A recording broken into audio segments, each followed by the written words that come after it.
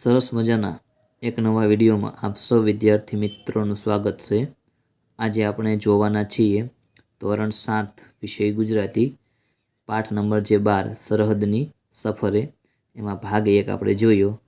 હવે આપણે આગળ ભાગ 2માં શરૂઆત કરીએ કે ડૉક્ટર નીરવે ગુજરાતીઓને શોધવાનો કયો આઈડિયા બતાવ્યો। એમાં અહીં સુધી પહોંચ્યા હતા, અહીંથી શરૂઆત કરીએ કે તવાંગ યાત્રામાં ભેગા થયેલા ગુજરાતીઓને શોધવાનો આઈડિયા બતાવતા ડૉક્ટર નીરવે કહ્યું, ગુજરાતીઓને શોધવાનો એક મસ્ત આઈડિયા છે કે ગુજરાતીમાં વાત કરીશું તો તરત જડી જશે। બીજું, તવાંગ યાત્રામાં ભેગા થયેલા ગુજરાતીઓએ નાસ્તામાં કઈ કઈ વાનગીઓ ખાધી? તો કે તવાંગ યાત્રામાં ભેગા થયેલા ગુજરાતીઓએ નાસ્તામાં ભાવનગરી ગાંઠિયા, થેપલા, મરચાં, અથાણું, સુરતની ઘારી, વડોદરાનો લીલો ચેવડો, ખંભાતનું હલવાસન અને કચ્છની ખાજલી કે વગેરે જેવો નાસ્તો એને ખાધો।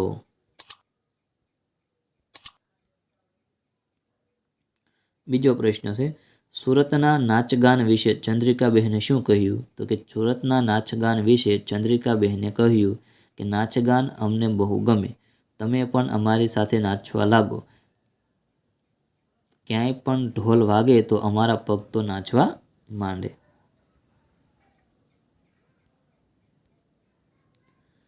ચોથો પ્રશ્ન છે, જશવંતગઢની વાતને અનેરી કેમ કહી છે? તો 1962ના ચીનના યુદ્ધ વખતે જશવંતસિંહ નામના એક સૈનિકે 72 કલાક સુધી એકલા હાથે ચીનની સેનાને રોકી રાખી હતી। આ વીરની ગાથા આજે પણ ઘરે ઘરે ગવાય છે, તેનું સ્મૃતિ મંદિર બનાવવામાં આવ્યું છે, તેથી જશવંતગઢની વાત અનેરી કહી છે। પાંચમું, દર વર્ષે નવેમ્બર માસમાં પૂર્વોત્તર રાજ્યમાં યોજાતી યાત્રાને તવાંગ યાત્રા શા માટે કહે છે? તો કે દર વર્ષે નવેમ્બર માસમાં પૂર્વોત્તર રાજ્યોમાં યોજાતી યાત્રા જે અરુણાચલ પ્રદેશના જ્યાં કે ભારત, ભૂટાન અને ચીનના કબજામાં તિબેટ છે એ 3 દેશની સરહદે આવેલું બુમલા બોર્ડર સુધી નીકળે છે, તેથી તેને તવાંગ યાત્રા કહે છે। આમાં થોડીક ભૂલ છે કે ભૂટાન ચીનના કબજામાં તિબેટ છે એ 3 દેશની સરહદે આવેલા બુમલા બોર્ડર સુધી નીકળે છે, અને આ યાત્રાનું છેલ્લું સ્થળ જે છે એ તવાંગ શહેર છે અરુણાચલ પ્રદેશનું, એટલે આ યાત્રા તવાંગ શહેરમાં પૂરી થાય છે, એટલે એને તવાંગ યાત્રા કહે છે। એ રીતનો જવાબ આવશે। 7મો પ્રશ્ન, નીચેના પ્રશ્નોના ઉત્તર 4-5 વાક્યોમાં લખો કે જ્યાં જ્યાં વચ્ચે એક ગુજરાતી ત્યાં સદાકાળ ગુજરાત। પંક્તિનો અર્થ જણાવો કે જ્યાં જ્યાં વચ્ચે એક ગુજરાતી ત્યાં ત્યાં સદાકાળ ગુજરાત। પંક્તિ દ્વારા કે આપણને સમજાય છે કે એક ગુજરાતી જ્યાં વચ્ચે છે ત્યાં સમગ્ર ગુજરાતનું કે ગુજરાતની અસ્મિતાનું કે પ્રતિનિધિત્વ કરે છે કે એના વાણી, વ્યવહાર અને વર્તન દ્વારા કે ગુજરાતનું ગૌરવ પ્રગટ થાય છે। તવાંગ યાત્રાના હેતુઓ અને આકર્ષણો જણાવો તો કે તવાંગ યાત્રાનો એક હેતુ કે દૂર દૂર સરહદ ઉપર રહેતા લોકોને કે વિશેષ કે આત્મીયતા પૂરી પાડીને તેમને ભારત સાથે જોડવાનો છે કે આ ઉપરાંત દુનિયાના છેલ્લા ગુલામ દેશ કે તિબેટની સ્વતંત્રતાનો અને ઈસવીસન 1962માં ચીને હુમલો કરીને ભારતની હજારો ચોરસ કિલોમીટરની જે જમીન પર કબજો કરી લીધો હતો એ પાછી મેળવવાનો છે। નીચેના પ્રશ્નો જે તમારી નોટબુકમાં લખવાના છે કે ગુવાહાટી શહેર વિશે 2-3 વાક્ય લખવાના કે તવાંગ યાત્રા રાષ્ટ્રીય, ધાર્મિક અને પ્રાકૃતિક એમ 3 દ્રષ્ટિએ મહત્વ ધરાવે છે એવું શા પરથી કહી શકાય? ત્રીજું, તમે ગુજરાત સિવાય કયા કયા રાજ્યના નૃત્ય વિશે જાણો છો? અને ટૂંક નોંધ લખવાની છે તવાંગ યાત્રા વિશે। 9મો પ્રશ્ન જોઈ લઈએ આપણે કે નીચે આપેલા વાક્યનો ભાવ ધરાવતું વાક્ય વિકલ્પમાંથી શોધીને તેનો ક્રમ અક્ષર પ્રશ્નની સામે આપેલા ચોરસમાં લખો। જોઈએ, સરવણજીની કોઠાસૂઝ જેવી તેવી નથી, તો એમાં જવાબ આવશે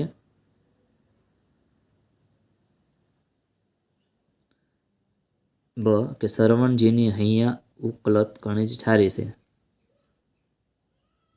સરવણજી જરા મોડા પડ્યા છે, એટલે ક જવાબ સરવણજી સમય પછી તરત પહોંચ્યા છે। ત્રીજું, એ સરવણજીની વહારે આવ્યા, તો ક કે એ સરવણજીની મદદે આવ્યા. ગુજરાતના 25 જણ એકઠા થઈ ગયા. તો બ ગુજરાતના અંદાજે 25 જણ ભેગા થઈ ગયા. પણ જમવામાં કંઈ ઠા પડ્યો નથી. એનો મતલબ એવો થાય કે જમવામાં કંઈ મજા આવી નથી. બ જવાબ આવશે. 10મો પ્રશ્ન છે, નીચેના વાક્યોમાંના રેખાંકિત શબ્દોનો ઉપયોગ કરીને બીજું એક વાક્ય બનાવો. હવે જો કાલની આ જાત્રા વિશે તો કંઈક વાત કરો. તો તમે મને કાશી વિશે કશું કહ્યું નહીં. વિશે જે લીટી કરી છે એને આપણે વાક્ય બનાવી દીધું. બીજું, ઈસવીસન 1962માં ચીને ભારત પર આક્રમણ કરેલું ત્યારે અહીં સુધી કબજો કરેલો.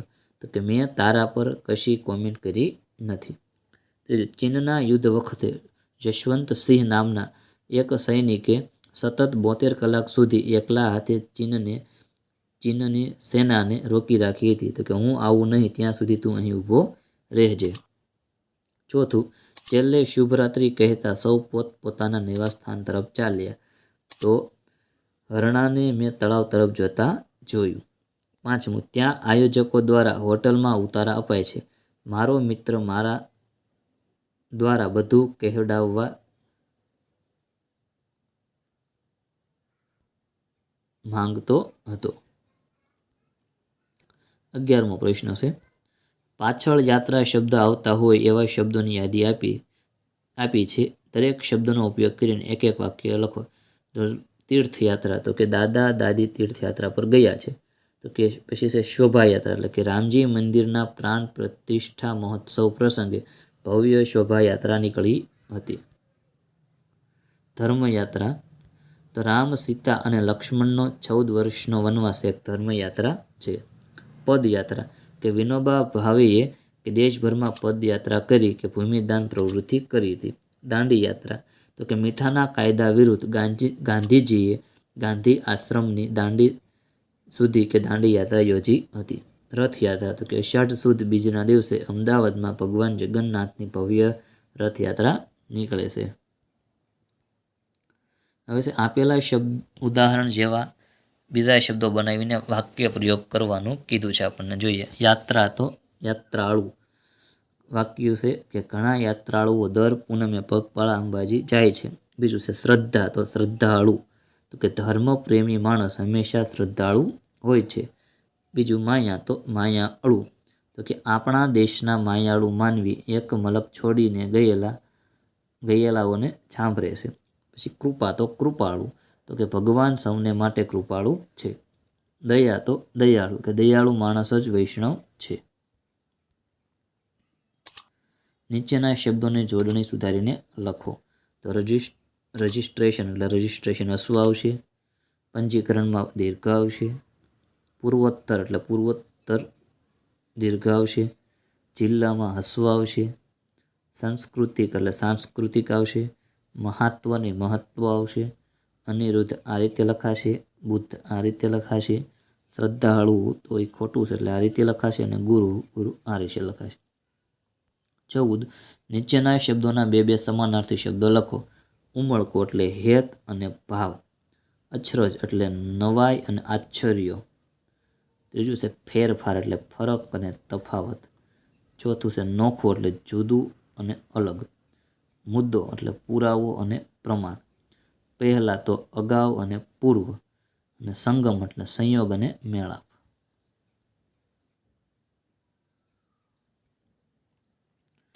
આઠમું છે આકર્ષણ, એટલે ખેંચાણ અને મોહ. કબજો એટલે હવાલો અને ભોગવટો. અગવડ એટલે મુશ્કેલી અને અડચણ. 15મું છે નીચેના વર્ણ સામ્ય ધરાવતા શબ્દોના અર્થ લખો. નાસ્તો એટલે બ્રેકફાસ્ટ. શરત, તો વોટ. બીજું શરત, તો ધ્યાન.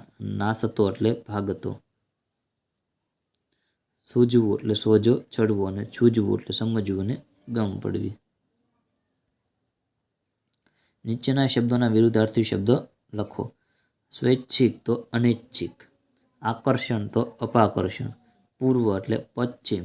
બંધન, તો મુક્તિ. છેલ્લું એટલે પહેલું. મોડું, તો વહેલું.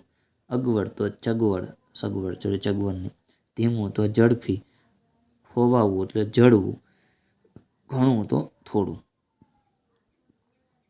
હવે છે શબ્દ સમૂહ માટે એક શબ્દ સામાન્ય લોકમાં ચાલતું નૃત્ય એટલે તેનો પ્રકાર લોક નૃત્ય.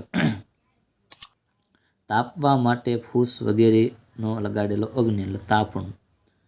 દિવાળીમાં છોકરા ઉંબાડિયા જેવો હાથમાં ઝાલવાના ડોયાવાળો દીવો કરે છે તે મેરાયું.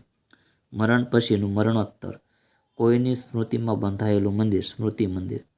પગલાની ચાપ એટલે પદચિહ્ન.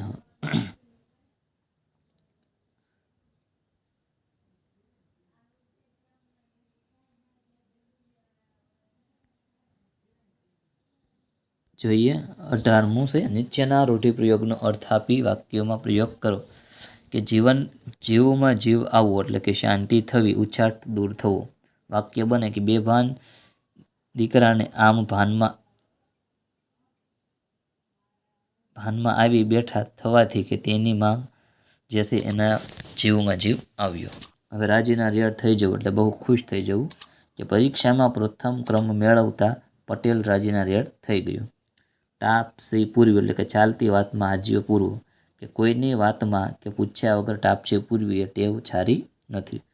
એક કાને થવું એટલે કે ધ્યાનથી સાંભળવું. સ્કૂલમાં સૌ વિદ્યાર્થી સરને એક કાન થઈ સાંભળતા હતા. ટેકો પૂરવો એટલે સમર્થન આપવું. કોઈ મુશ્કેલીમાં હોય તો આપણે તેને ટેકો પૂરવો જોઈએ. એટલે કે કોઈ અગવડતામાં હોય, કોઈ પ્રશ્ન હલ ન થતો હોય એ રીતે તેને એ વાત જો પૂરી ન થતી હોય તેને ટેકો કરવો જોઈએ. કબજો કરવો એટલે કે તાબામાં લેવું ને હાથ વગું કરવું. કે કાયદેસરની પ્રક્રિયા બાદ જમીન પર કબજો કર્યો અને રૂવાડા ખડા થઈ જવા એટલે રોમાંચ થવો. તો કે રાત્રે ભૂતિયા કથાઓ સાંભળતા મારા રૂવાડા ખડા થઈ ગયા. હવે વાક્યોમાંથી વિશેષ હોય એવું કાઢવાનું છે અલગ. કે સરવણજી મૂંઝાઈને ચારે બાજુ જોઈએ એટલે ચારે બાજુ એ વિશેષ છે. સાંસ્કૃતિક કાર્યક્રમમાં કેટલાક પ્રદેશોના કાર્યક્રમો થયા પણ સાંસ્કૃતિક થયા. પછી ભારત દેશમાં કુલ 51 શક્તિપીઠો છે. શક્તિપીઠ તો છે પણ કેટલી તો કે 51. એ આ રાષ્ટ્રીય યાત્રા છે. યાત્રા તો છે પણ કેવી રાષ્ટ્રીય. અહીં આપણે સરસ મજાનો પાઠ જે છે 12 સરહદની સફરે એમાં ભાગ 2 અહીં સુધી રાખીએ છીએ. ફરી પાછા નેક્સ્ટ વિડીયો સાથે મળશું તમને નવા પાઠમાં. મળીએ તો નવા વિડીયોમાં.